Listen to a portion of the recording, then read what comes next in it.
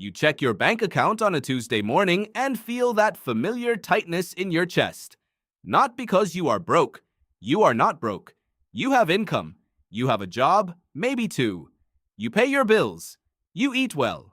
You are, by most measures, doing fine. And yet, something is missing. A gap between where you are and where you thought you would be by now. A quiet, nagging sense that money is always just slightly out of reach, no matter how much of it passes through your hands. Here is what nobody told you. The wealthy do not just earn differently, they think differently. And it comes down to one rule. A rule so simple, it sounds like a cliché, but so rarely practiced that it separates almost everyone who builds lasting wealth from everyone who does not. Most people spend first, then save whatever is left. The wealthy save first, then spend whatever is left. That is it. That is the rule. But the gap between those two sentences is the gap between financial freedom and financial stress. And it is wider than almost anyone realizes. Let us go back to the beginning. Not your beginning, further. Because this rule did not appear in a self-help book, it is wired into something much older and much more powerful than any financial advisor. Your brain was not designed for modern money.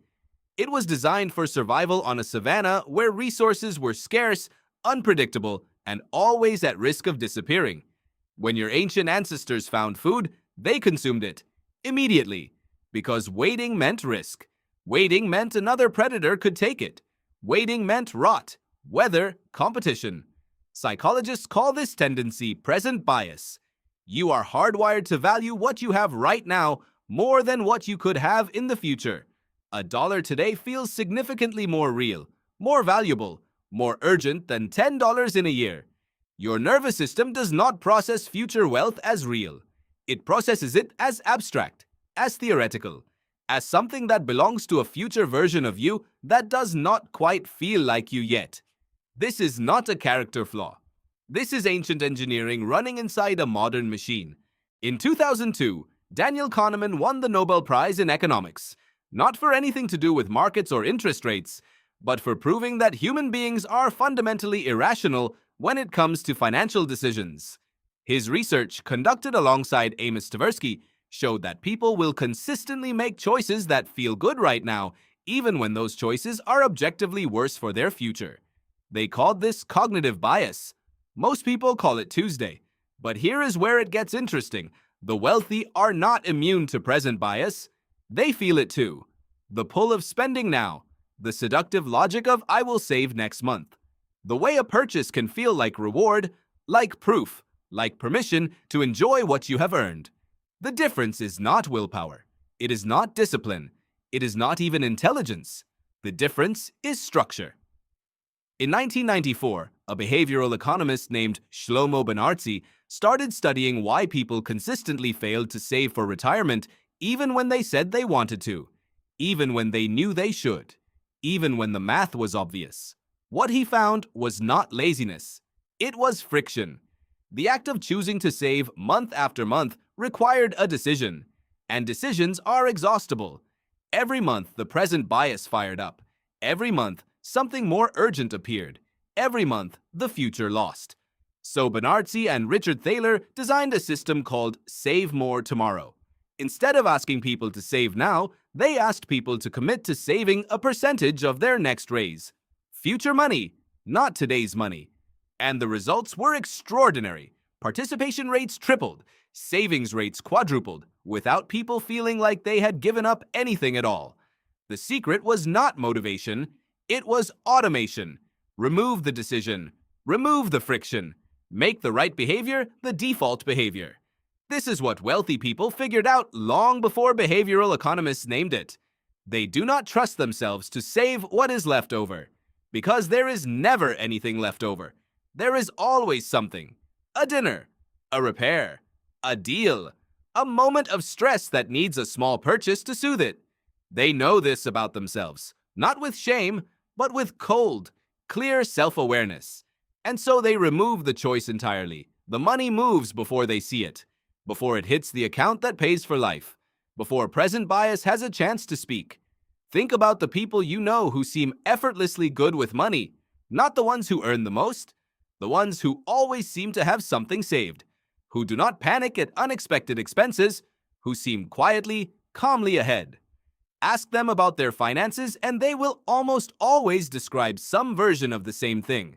Automatic transfers, money going somewhere before they can touch it. A system, not a resolution. Now here is the counterintuitive part. The part that most people get completely backwards. You do not need to save more. You need to spend better. Most people approach saving like deprivation, like punishment, like a joyless tax they pay on their own life. They make a budget that cuts everything good and wonder why they abandon it within 3 weeks. They try to want less. They try to feel less. They try to white-knuckle their way through the month. And it fails. Every time. Because you cannot out-discipline a biological drive. Motivation is weather. Structure is architecture.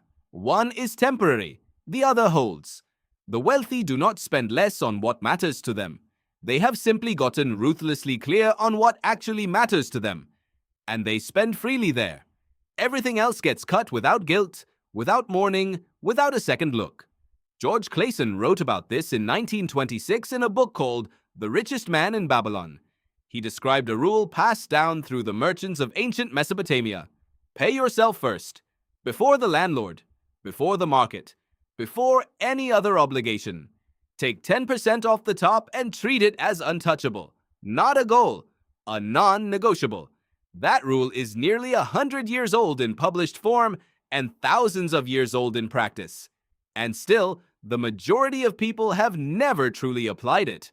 Here is what the system looks like in practice. You decide not how much to spend, but how much to keep. You pick a number, 10% if you are starting out, 20 if you are serious, 30 if you want to move fast. And on the day your income arrives, that percentage leaves automatically. It goes somewhere you cannot easily touch. A separate account, an investment account, a fund with a name that reminds you what it is for. What remains is yours to live on, fully, without guilt. You have already paid the future. Now the present is free. Morgan Housel, who wrote The Psychology of Money, puts it this way. Wealth is not what you earn. Wealth is what you do not spend. It is the gap between your income and your lifestyle. And the only way to widen that gap, sustainably, without suffering, is to make the gap automatic. Your income is not the problem. It has almost never been the problem. The problem is the sequence. Spend first, save later is a sequence that produces stress, scarcity, and the permanent feeling that you are almost there but never quite. Save first, live on the rest is a sequence that produces something different. Something quiet and slow and deeply powerful. Something that compounds, not just in your bank account, but in your sense of who you are. Because that story matters more than the numbers. The wealthy person is not just someone with a different account balance. They are someone with a different identity. Someone who sees themselves as a builder rather than a spender. Someone who has decided, at some point, maybe quietly, maybe without fanfare, that their future self deserves to be funded today. You checked your bank account this morning and felt that tightness in your chest. Maybe tomorrow you check it and feel something different. Not because the number is bigger yet, but because for the first time you know exactly where the money went. And one part of it went somewhere that cannot be touched, cannot be spent, cannot be taken by the present. It went to the future. And the future, it turns out, was waiting. It will feel exactly the way you always thought it would.